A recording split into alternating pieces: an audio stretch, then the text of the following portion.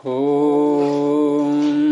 सहनाववतु सहनौ भुनक्तु सह वीर्यं करवावहै तेजस्विनावधीतमस्तु मा विद्विषावहै। ॐ शांति शांति शांति। प्रथमावृत्ति की 92वीं कक्षा। दुर्वचनेची सूत्र में रूपादिदेश के प्रकरण में कल देखा था हमने पपतुः और जगमतुः। इसमें पूछना है कुछ पीछे? छोटी सी बात स्पष्ट करनी है कि हम ये वहाँ पे लगेगा जहाँ द्विवचन भी करना है और द्वित्व भी करना है, ऐसी बात है? नहीं, दो चीजें आपने क्यों बोली? आपने दो शब्द बोले कि द्विवचन भी करना है और दूसरा शब्द द्वित्व भी करना है। तो इनका अर्थ बताओ मुझे अलग अलग दोनों का। द्विवचन का अर्थ क्या लिया आपने? वो जो हम लाते हैं सु औजस समौजस, नहीं, वही गलती हो गई आपसे। यहाँ द्विवचन का अर्थ है दो बार बोलना। तो जो द्वित्व का अर्थ है वही द्विवचन का अर्थ है। अच्छा, जो द्विवचन के हम ऐसा नहीं कर सकते कि देखो वो जो शब्द है सु औजस अमौजस में औ और ये जो द्विवचन के शब्द हैं वो द्विवचन नहीं है। अच्छा। वो है द्विवचन। द्वि के आगे रेफ नहीं है वहाँ। अच्छा जी। और ये सूत्र क्या है हमारा? द्विवचने। हाँ, अगर ये सूत्र था द्विवचनेची, हाँ जी, तो आपका ध्यान उधर जाना चाहिए था। अच्छा जी। यह है द्विवचन। अब द्विर में जो रेफ आ रहा है ये क्या बता रहा है? क्योंकि मूल शब्द तो द्वि है, ये रेफ आ कहां से गया? तो रेफ जो आता है ये सुच प्रत्यय होता है। अच्छा जी। सुच प्रत्यय है ना। अरे जहां हम वो करते हैं संख्या विधार्थे था अधिकरण विचाले च एकाधोध्यम यंत्रस्याम द्वित्रियोषधम में नहीं उधर दो बार तीन बार चार बार वो जो प्रकरण है द्वित्रि चतुर्भ्यः सुच, द्वित्रि चतुर्भ्यः सुच। तो संख्याया क्रियाभ्या वृत्ति गणने कृत्व सुच, ये है प्रकरण। क्रिया की अभ्यावृत्ति, एक बार किया, दो बार किया, तीन बार किया, ऐसे करके ये प्रकरण है पूरा एक। तो उसमें मूल प्रत्यय जो है औत्सर्गिक प्रत्यय वो है कृत्व सुच। ये सबसे प्राप्त करा दिया उन्होंने संख्यावाचियों से। संख्याया क्रियाभ्या वृत्ति गणने कृत्व सुच, ये सबसे होगा। अब उसके अपवाद थोड़े से आए कि संख्या है क्रियाभ्या वृत्ति गणने कृत्व सुच द्वित्रि चतुर्भ्यः सुच। द्वि त्रि और चतुर, इनसे कृत्व सुच भी करो आप, बात लग रही, लेकिन सुच प्रत्यय इनसे सुच होता है तो सुच का सकार बचेगा। अब जो द्विस शब्द बना ये सकारांत, इसका अर्थ दो नहीं है। अब क्या अर्थ है इसका? दो बार। और उस सकार का फिर यहाँ रेफ हुआ है, वचन शब्द आगे आ रहा है और रेफ को विसर्ग हो नहीं पाएंगे क्योंकि वह आगे है, तो रेफ रह गया द्विवचन। तो इसका अर्थ द्विवचन का प्रत्यय लाना नहीं, दो बार बोलना। तो द्वित्व का अर्थ कल भी शायद आप इसी में उलझ रही थी कुछ, तो मैं समझ नहीं पाया था कि चक्कर क्या है। अब समझ में आई पूरी बात। वो समझ में कैसे आया बीच में कि इनका तो पंगा फंसा हो तो अब दोबारा अपनी शंका को हटा के और वाक्य क्या बनेगा कि ये सूत्र कहाँ लगेगा? अब दोबारा बोलो। ये सूत्र वहाँ लगेगा जहाँ द्वित्व का, बस। और उसी के लिए है द्विवचन शब्द, यानी कि द्विवचन और द्वित्व का एक ही अर्थ हो गया। द्वित्व और करते हम लिट लकार नहीं है, नहीं, लिट में करते हैं, चंग में करते हैं, सन और यंग में करते हैं, श्लू में करते हैं। चार सूत्र हैं द्वित्व करने के। लिटि धातु अनभ्यासस्य, ये तो लिट हो गया पूरा। सन यंगो हो, दो प्रत्यय ले लिए इसने, सन और यंग। और श्लू ने श्लू का तात्पर्य जहाँ लुक हुआ, श्लू कह के हटाया गया हो प्रत्यय, ज्योत्यादिभ्यः श्लू। और आगे है फिर चंगी, बस। चार है। अब कहाँ जहां ये लग सकता है वहां लगेगा। लगने का तात्पर्य जहां अजादेश हुआ हो, पर निमित्तक होना चाहिए, और बाद में द्वित्व करने की अवस्था आ रही हो, तब ये अपना काम करेगा। और इसको लगाते समय पीछे के सारे सूत्र नहीं लगाते उस प्रकार के कि पहले हम स्थानीय विधादेश लगाएं फिर अनल विधु लगाएं। ये सीधा जो है, हाँ, क्योंकि इसका विषय अलग है, ये रूपातिदेश का है ये। क्योंकि हम मान लो स्थानीय विधादेश लगा भी दें, क्योंकि ये सूत्र द्विर्वचन ही तो कर रहा है, वो क्या नाम है, रूपातिदेश अर्थात स्थानीयवती ही तो कर रहा है ये आदेश को।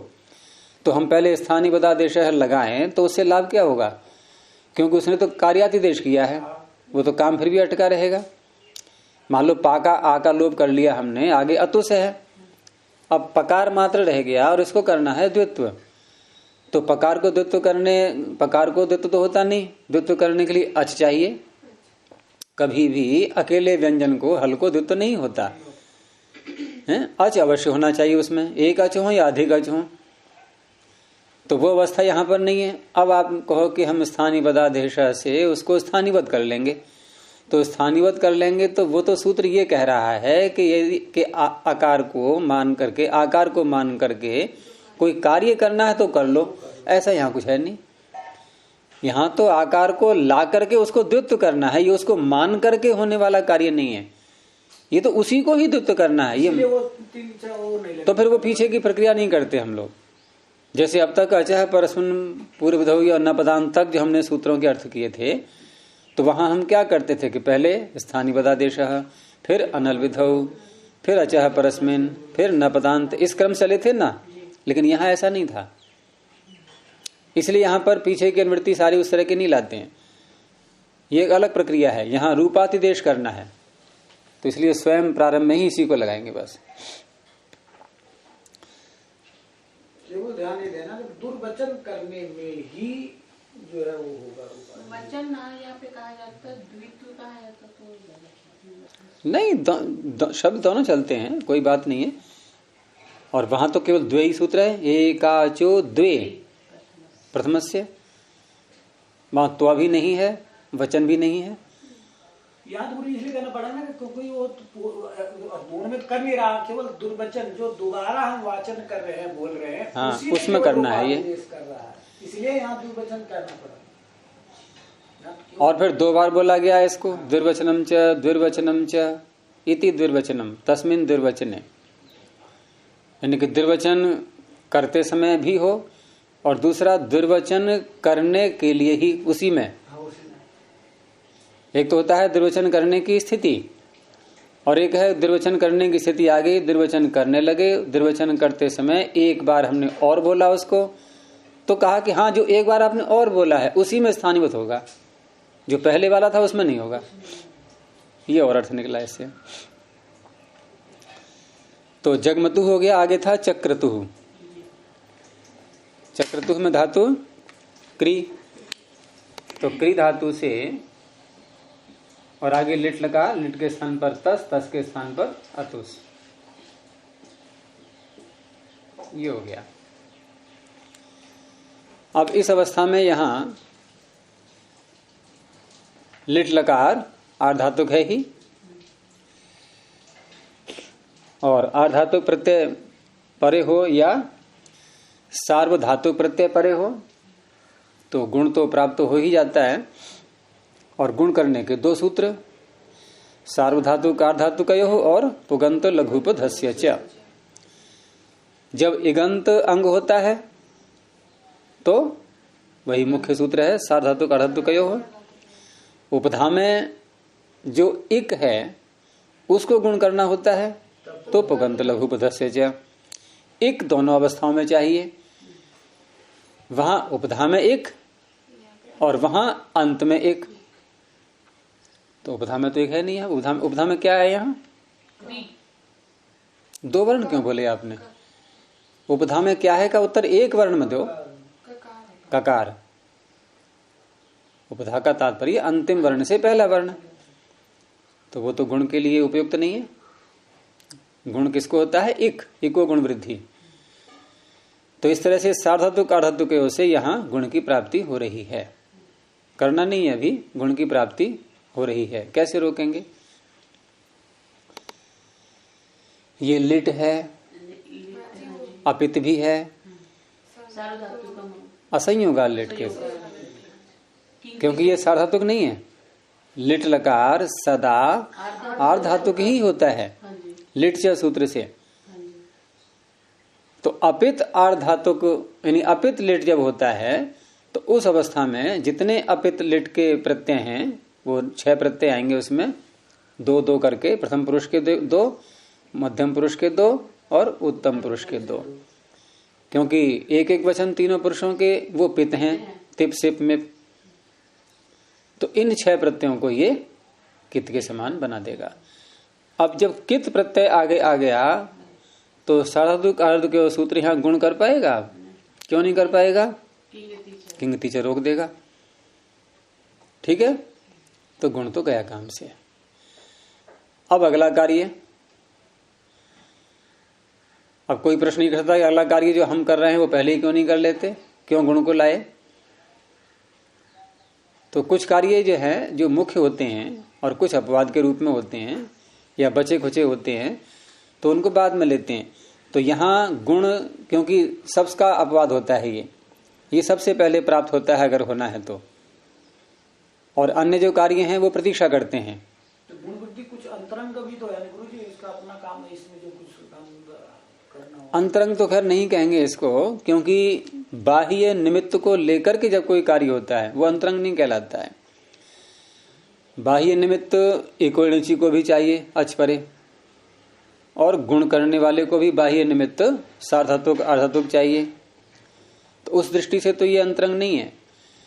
लेकिन गुण वृद्धि आदि कुछ कार्य ऐसे हैं जिनको बलवान माना गया है अन्य कार्यों की दृष्टि से। वो परिभाषाएं आगे चल करके आएंगी सारी।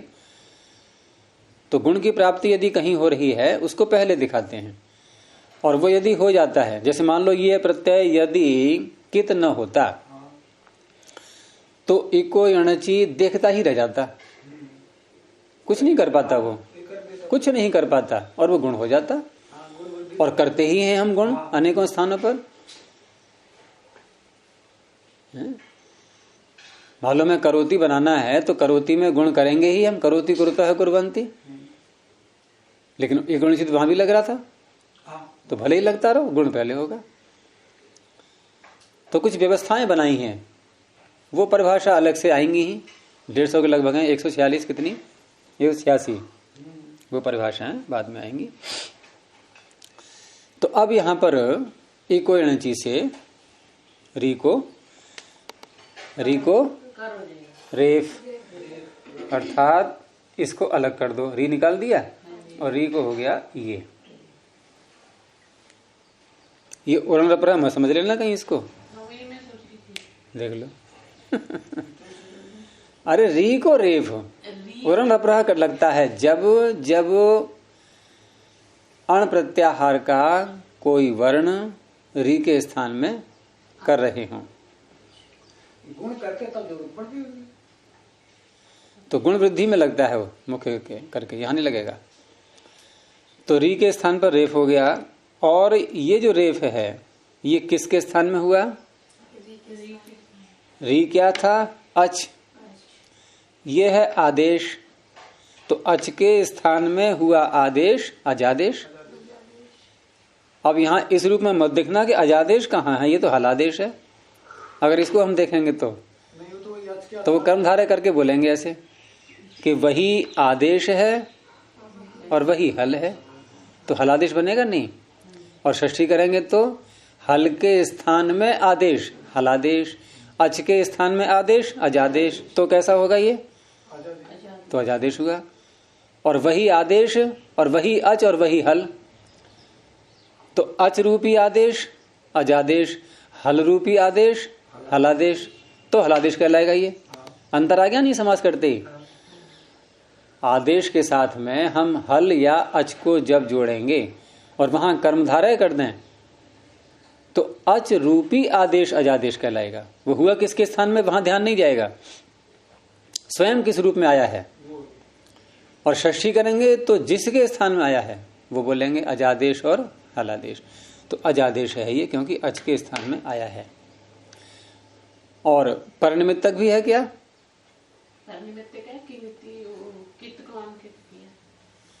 री के स्थान में रेफ कित को मान के हुआ है।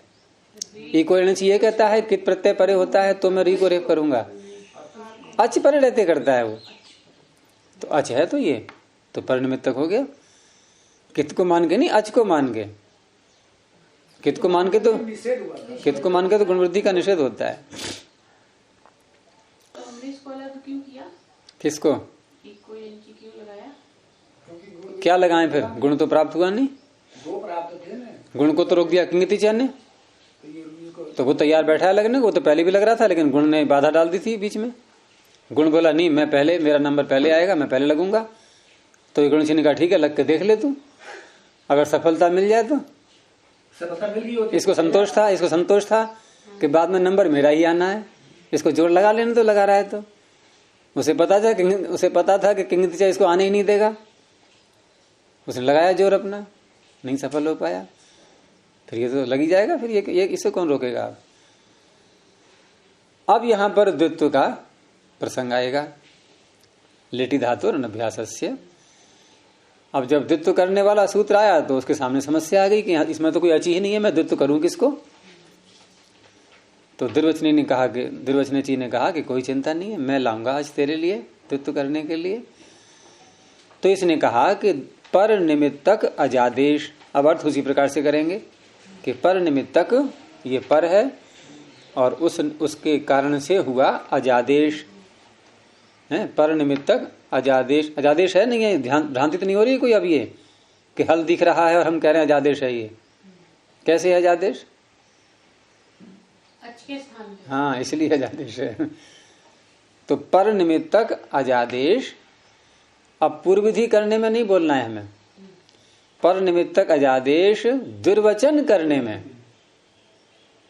दुर्वचन करने में स्थानीवत हो जाएगा। तो अब यहां दुर्वचन करने वाले सूत्र को, लिट धातु और अभ्यासस्य को अच दिखाई देने लगा, री दिखाई देने लगा। अब री दिखाई देने लगा, लेकिन इस सूत्र ने यह भी साथ में शर्त लगा दी थी कि दूसरा जो भाग बोलेंगे हम उसमें स्थानीवत होगा। तो दूसरा भाग बोलेंगे और वो लिखते हैं पहले, तो इधर आया है ये क्री, इधर यही रहेगा ज्यों कहते हो, ठीक है। यानी क्री और ककार और रेफ ज्यों कहते रहेंगे और आगे अतुस। अब क्री में फिर पूर्वाभ्यास हलादि शेष लगाएंगे, एक ही है। दीर्घ है क्या ये? वो भी नहीं लगेगा। अभ्यास में कई कार्य होते हैं, लेकिन जो संभव है वही करेंगे हम। हलादि शेषा भी नहीं लग पाएगा और ह्रस्व भी नहीं लग पाएगा, लेकिन और बहुत से कार्य हैं उसमें। तो वहां एक कार्य ये भी होता है कि अभ्यास में यदि कहीं पर रेफ री हो तो उसके स्थान में आकार हो जाता है। निकालो सूत्र अभ्यासस्य के प्रकरण में, 7वें अध्याय का 4था पाद।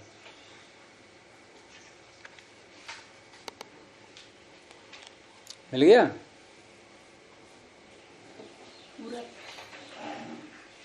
अभ्यास का प्रकरण निकाल लिया करो केवल। अत्रलोपाभ्यास से प्रसिद्ध है ये तो, और पाद के अंत तक जाता है ये, पाद के अंत तक जाता है ये, ईच गण तक। तो इसने क्या कहा, इसी में सूत्र है एक उरत, नीचे को हैं, हाँ उरत, उहु अत, उरण रपरा में है उहु और यहां भी उहु। तो कौन सी व्यक्ति का कौन सा वचन और मूल शब्द क्या है? मूल शब्द क्या है? री। जैसे मातृ पितृ, अगर मातृ का हम षष्ठी के एक वचन बनाए तो क्या बनेगा? मातुहु। तो क्या बदला और क्या कॉमन रहा? अगर हम दर्शन की दृष्टि से देखें तो कौन अन्वित है और कौन बदला? बदला तो री यानी मातृ और मातुः, ये जो हमने लिखे, तो मातृ में कितने वर्ण हैं? 4, मकार, आकार, तकार, ऋकार। मातुः में कितने वर्ण हैं? मकार, आकार, तकार, उकार, विसर्ग। अब इसमें जो मातृ में थे वो कितने ज्यों के त्यों आ गए? मकार, आकार, तकार, ये ज्यों के त्यों आ गए हैं। री के स्थान में उकार और विसर्ग ये बदले। ठीक है।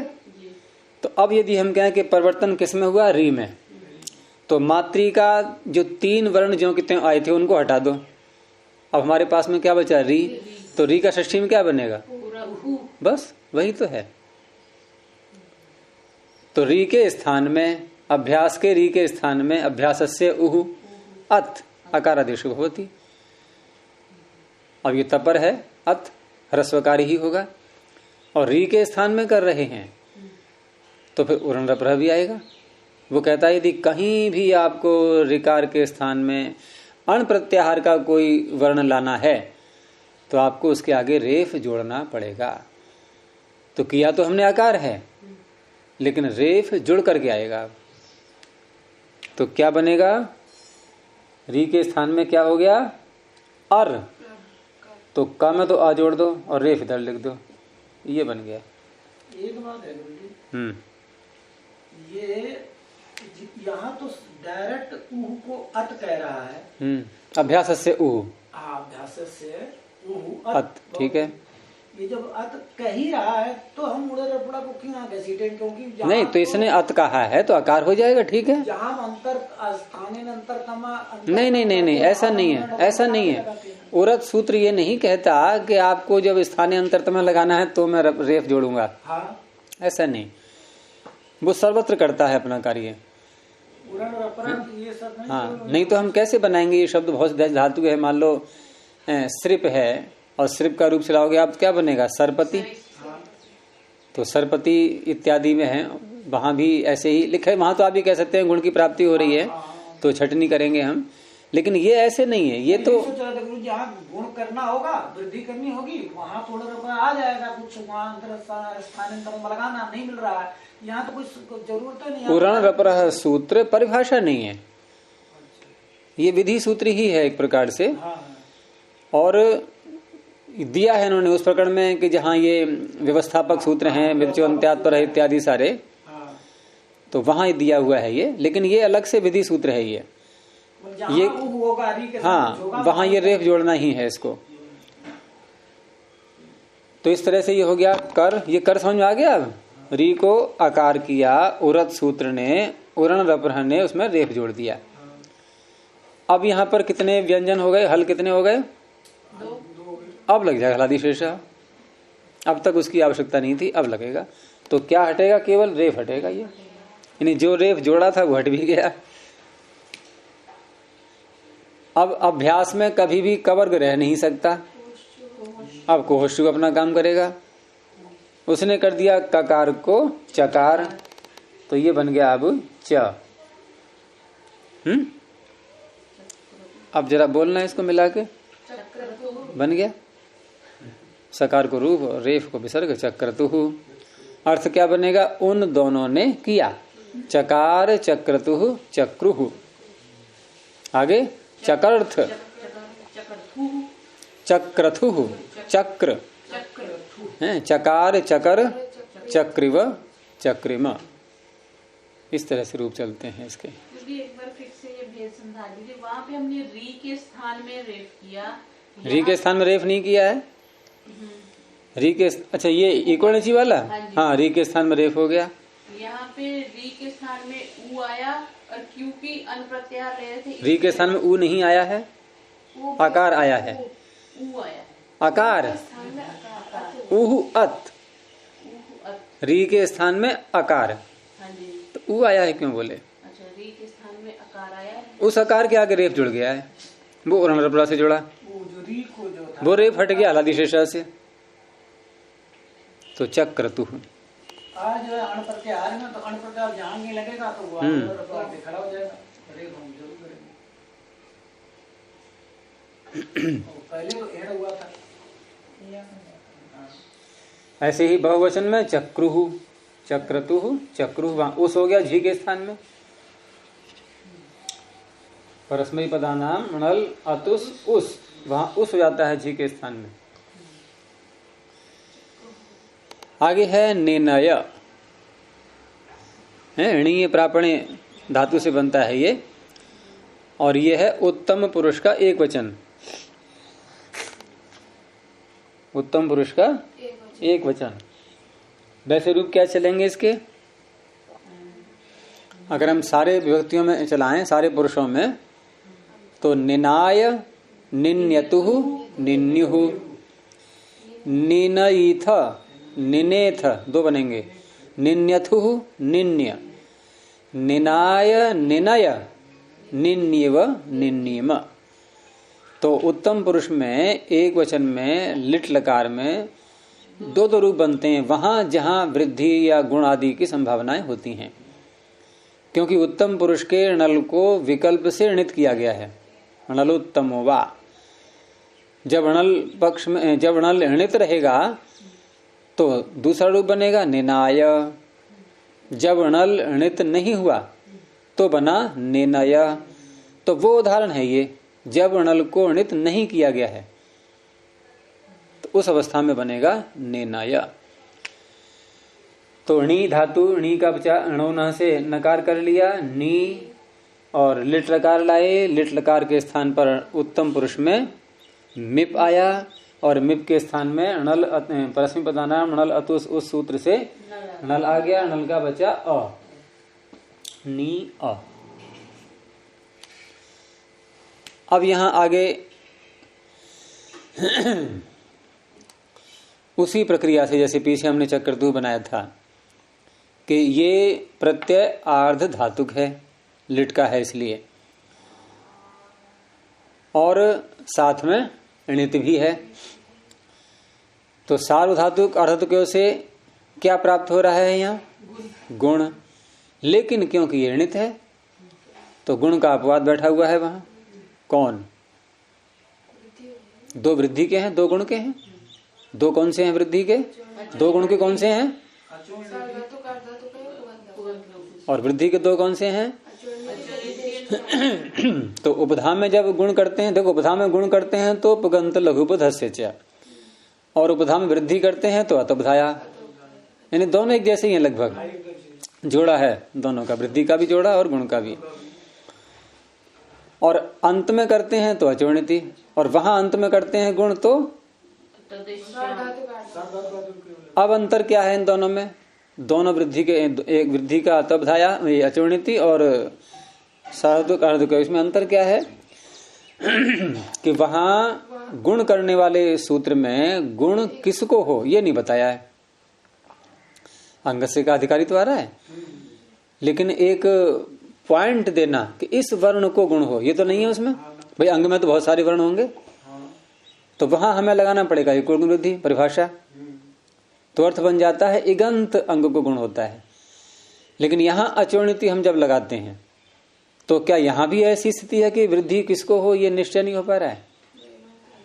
यहां तो अचह कहा गया है, अच को ही होनी है वृद्धि, तो एको गुण वृद्धि परिभाषा यहां नहीं आएगी। ये दोनों में अंतर हो गया है। तो अर्थ क्या बन जाता है? अजंत अंग को वृद्धि होती है,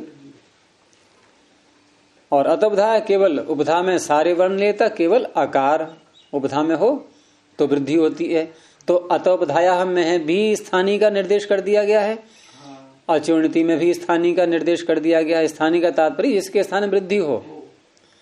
तो इन दोनों सूत्रों को लगाते समय एको गुण वृद्धि परिभाषा नहीं आती, क्योंकि नियम कर दिया गया, बता दिया गया किसको वृद्धि होनी है। परंतु गुण करने वाले दोनों सूत्रों में एक में भी नहीं बताया गुण किसको हो है। पुगंत लघुपधस्य में भी नहीं बताया गया। आपको अगर बता दिया उपधा को होता है गुण, तो उपधा में हल भी तो हो सकते हैं, उपधा में अच भी हो सकते हैं, हल भी हो सकते हैं, तो हो पाया निश्चय। तो वहां भी लगेगा एको गुण वृद्धि, अर्थात गुण करने वाले दोनों सूत्रों में एको गुण वृद्धि। और अर्थ कैसे करेंगे? पहले वाले का अर्थ करते हैं तो इगंत अंग को गुण होता है, दूसरे वाले का करेंगे तो उपधा के इक को गुण होता है। एक दोनों तरफ बोलना पड़ेगा हमें, लेकिन यहां वृद्धि के दोनों सूत्रों में इको गुणवृत्ति परिभाषा नहीं आती। अजंत अंग और उपधा का आकार, इनको वृद्धि होती है। तो किससे प्राप्त हो रही है वृद्धि? यहां अचूर्णिति से। तो वृद्धि करके तो सीधे नी को नई बना देगा वो, लेकिन उससे पहले एक व्यवस्था कर दी गई कि णल उत्तमो वा, णल उत्तमो वा। देख लो सूत्र कहां पर है ये? 7वें अध्याय के पहले पाद में ही है, तीसरे कॉलम में होगा शायद।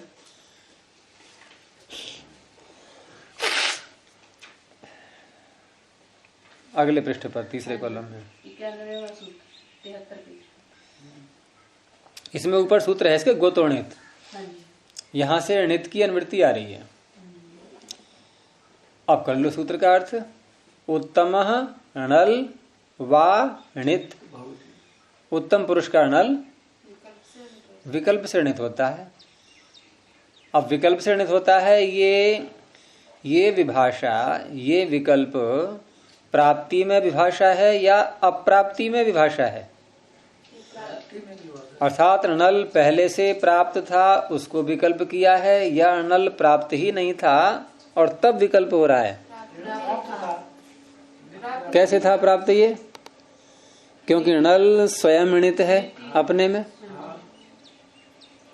उसे किसी और के द्वारा कहलवाने की आवश्यकता नहीं है कि मुझे णित करो। वो कहेगा है तो मेरे में नकार लगा तो है, मैं तो णित ही हूं। तो कहा कि ठीक है तू णित तो है, लेकिन तेरे को मान करके, णित को मान करके जो कार्य होंगे वो एक बार होंगे, एक बार नहीं होंगे। तो उसकी वैल्यू को थोड़ा कम कर दिया गया है। णित तो धर्म उसका स्वयं का है, लेकिन एक समय के लिए उसको तिरोभूत कर दिया गया कि नहीं है तू णित, होने पर भी नहीं है। तो होने पर भी नहीं है। अब हमारा जो उदाहरण बनने जा रहा है, क्या बना रहे हैं हम? निर्णय। तो निर्णय बना रहे हैं, तो यहाँ णित्व धर्म को छिपाया जा रहा है या खोला जा रहा है? यहाँ छिपाया जा रहा है। अर्थात अचूर्णिति सूत्र वृद्धि करने आया, लेकिन णल उत्तमवा ने कहा कि मैं णल को विकल्प से णित करूंगा। तो जिस पक्ष में णित नहीं किया है उस पक्ष में अचूर्णिति चला गया। वो कहेगा मैं कर ही नहीं पाऊंगा वृद्धि, अब तो नहीं हुई वृद्धि। ठीक है, अब वृद्धि नहीं हुई तो अब क्या होगा? अब दूसरा बैठा है तैयार। अवसर किसी न किसी को मिल ही जाता है कुछ न कुछ करने का। अब गुण करने वाला अब तक क्यों रुका रहा? तो वृद्धि उससे बलवान है, ये अपवाद बनेगा उसका। क्यों बनेगा अपवाद? क्योंकि वो कहता है कि साधातुक आधातुक परलैतिक गुण होता है गंतंग को, और अचूर्णिति कहता है कि ये त्रिणित प्रत्यय परे हो तो वृद्धि होती है। अब जितने भी ये त्रिणित प्रत्यय हैं, ठीक है, वो या तो साधातुक होंगे या आर्धातुक होंगे तो उन्हीं में से ही। तो क्षेत्र किसका अधिक है? गुण करने वाले का या वृद्धि करने वाले का? अर्थात साधातुक आर्धातुक प्रत्यय अधिक हैं या ये त्रिणित अधिक हैं? क्योंकि ये त्रिणित तो उसके अंतर्गत आ गए सारे। तो हाथी का पैर बड़ा है या हिरण का? उसमें सारे आ गए। अच्छा, इसलिए उदारता में कहते कोई बात नहीं। हाँ, तो ये अपवाद और उत्सर्ग बनते ही ऐसे हैं कि उत्सर्ग सूत्र का क्षेत्र बहुत अधिक होता है। तो इस तरह से अपवाद वाला जो है वो पहले लगेगा। तो वृद्धि पहले लगाना चाहा हमने, लेकिन णल उत्तमवा ने नहीं लगने दिया। तो ठीक है, वो कह रहा मैं तो लगूंगा ही, अब जब कोई नहीं लगा तो। अब उसने जो है गुण कर दिया यहाँ पर। तो गुण कर दिया तो क्या बन गया? ने। किसने किया गुण? अब ये जो आदेश है गुण ए, ये किसके स्थान में हुआ? तो ये अजादेशी ही है, ये ध्यान रखना है अभी। लेकिन खैर इसकी नहीं आवश्यकता अभी, है अजादेशी ही है। अब यहाँ ने और अ, अब यहाँ एक सूत्र और आ गया, एचो यवा यावा, उसको अवकाश लग गया।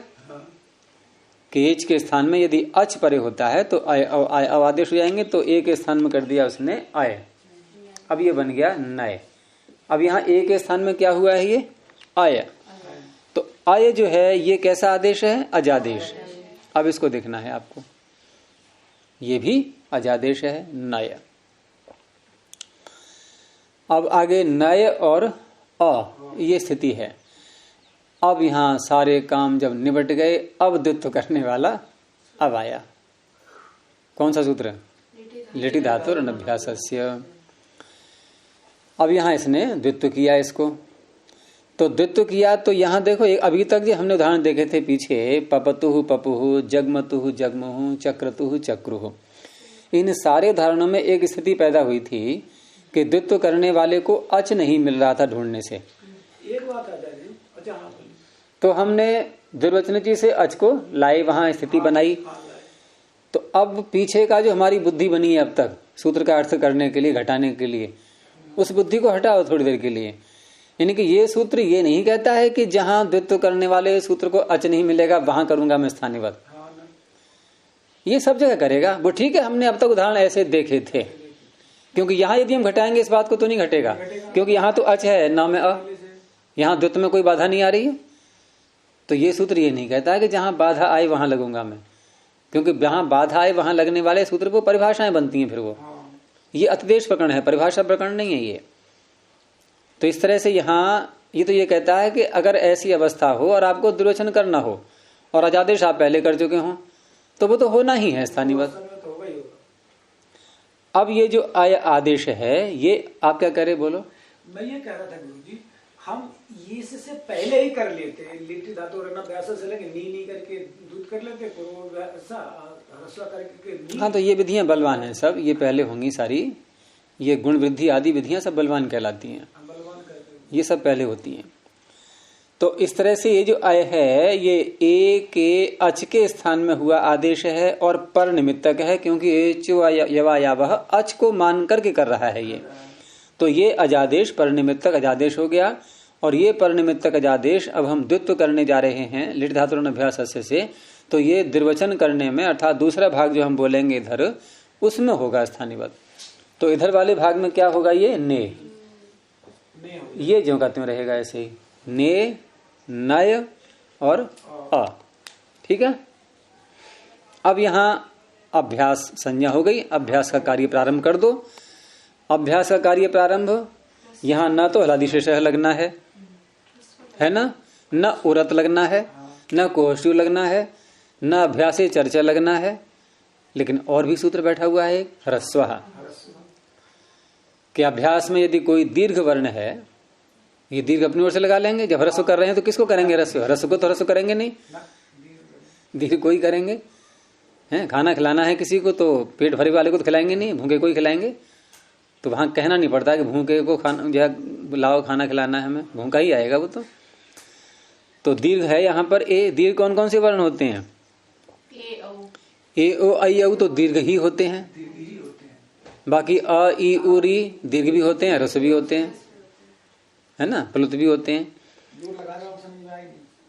आ ई उ तो होते ही हैं, ये तो दीर्घ भी और ह्रस्व भी होते हैं। चार वर्ण अ ई उ री, ये चार ह्रस्व भी होते हैं, दीर्घ भी होते हैं, प्लुत भी होते हैं। और लरी ये ह्रस्व होता है और दीर्घ होता है, ये प्लुत होता है, दीर्घ नहीं होता। और ए आई ओ औ ये दीर्घ होते हैं, प्लुत होते हैं, ह्रस्व नहीं होते। दीर्घ और प्लुत होते हैं, ह्रस्व नहीं होते। तो ये दीर्घ है, इसको ह्रस्व किया इसने। अब ह्रस्व करेंगे तो अब समस्या आई कि ए को ह्रस्व करेंगे तो ह्रस्व में आ रहे हैं अ ई उ री, तो स्थानीय अंतर्थ में लगाएंगे तो कौन कौन से यहाँ आ सकते हैं ए के स्थान में। तो हमने देखा ए का स्थान क्या है, कंठ और तालु। तो अ ई उ री, इनमें से कंठ और तालु वाले ढूंढो। कंठ वाला तो अ कंठ और तालु वाला ई, इनके ऊ हट गया, री हट गया, दो रह गए अ और ई। अब समस्या ये आई कि ह्रस्व सूत्र तो एक वचन है, ह्रस्व करेगा एक करेगा, दोनों तो आ नहीं सकते कि अ भी लिखें हम ई भी लिखें। तो कि भाई कैसे हो, हम तो दो हैं यहाँ ह्रस्व। तो कहा भाई ऐसा है बारी बारी से कर लेना, एक बार तू बैठ जा एक बार तू बैठ जा। तो कभी तो अहरस्व होगा, कभी ई होगा। अब व्यवस्था हो गई ना, हमें एक ही करना है। तो अब कौन सा सूत्र लाएंगे हम? परिभाषा ही तो लाएंगे कोई। तो परिभाषा है एच एक ह्रस्वादेशे, कि एच के स्थान में यदि कभी भी आपको ह्रस्व करना पड़ जाए, ऐसा ही तो है ये। ह्रस्व है सूत्र, एच को ह्रस्व करता है, ये अर्थ नहीं है उसका, लेकिन वो स्थिति ऐसी पैदा हो गई कि ह्रस्व करने के लिए एच ही मिला है उसको अभी। तो वो सूत्र आ गया कि एच के स्थान में ह्रस्व कर रहे हैं कि हाँ, तो आपको ह्रस्व करते समय एक ही करना है, एच एक ह्रस्वादेश। तो अब अ ई उ जो अ ई उ री जो 4 ह्रस्व थे, उन 4 ह्रस्वों में से हमें एक वाले ह्रस्व छांटने हैं। वो कितने हैं? एक प्रत्याहार में जो आ रहे हैं वर्ण, उनमें से ह्रस्व 4 जो वर्ण हैं उनमें से कौन कौन से हैं? अब तो ये आ तो निकल गया, ई बचा, क्योंकि पहले तो आ और ई दो पहले नहीं, आप चारों ले लो एक साथ अभी। चारों ले लें तो आ ई उ री, तो आ हट गया और उधर री हट गई। अब केवल जो है री क्यों हट गई? ई उ री 3 है अब। अच्छा 3 है, अब 3 आ गए। अब फिर लगाएंगे हैं? नहीं, लिरी का तो कोई मिलेगा ही नहीं, लिरी तो ह्रस्व होता ही नहीं वैसे भी। नहीं, दीर्घ नहीं होता है, ह्रस्व तो होता है। तो लिरी को ले भी आओ आप, तब भी स्थानीय अंतरतम लगाना ही है हमें। तो स्थानीय अंतरतम जब लगाया तो यहाँ अब जो है छठ करके फिर कौन सा बचेगा? ई ही बचेगा। तो अकेला ई ही बचा, निर्विवाद हो गया अब ये। तो ने को हो गया नी। अब कुछ और करना है इसमें, मिला के बोलो जरा। निनय, वह ले गया वो तो हम सिद्धि करते रहे।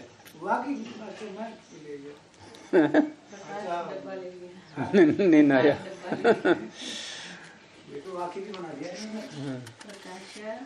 अब यदि हम वृद्धि करेंगे यहाँ, क्योंकि नलोत्तमवाद से नल को विकल्प से नित किया गया था, जिस पक्ष में हम नल को नित ही मानेंगे तो फिर अचोणिति वृद्धि करेगा। अब नहीं लगेगा सार्धक अर्धक हो, अब वृद्धि करेगा तो यहाँ बनेगा नाय और अ। अब जब द्वित्व करेंगे तो उस अवस्था में, क्योंकि यहाँ नाय है तो यहाँ है नई, ये नई होगा, वृद्धि यहां से प्रारंभ हुई ना, और आई को हुआ आय, तो ये बन गया नाय।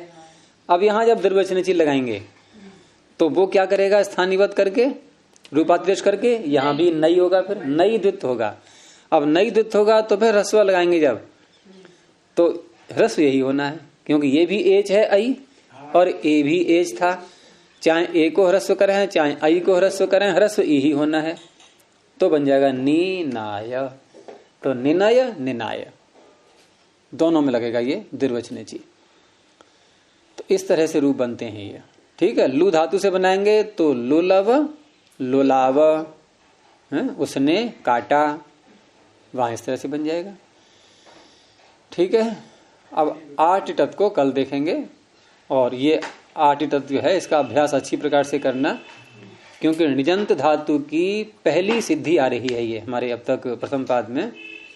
निजंत धातु से पहली सिद्धि का तात्पर्य लुंग लकार की पहली सिद्धि, और निजंत धातु का लुंग लकार बहुत प्रसिद्ध है, ये मतलब क्लिष्ट है, होता है बहुत ही, और इसकी सिद्धि हर कोई नहीं कर पाते हैं। तो इसका अभ्यास 8 तत्व का यदि हो जाएगा ढंग से, तो अन्य धातु निजंत हैं उनका भी हम लुंग लकार में रूप बना सकते हैं। वो आया ना काशिका में एक अची का मत भाषण वाला, पढ़ा होगा आपने, वो सीधे स्वर को पहुंचते हैं अगर ढंग से बनाना आ गया तो। अच्छा कमत अची कमत,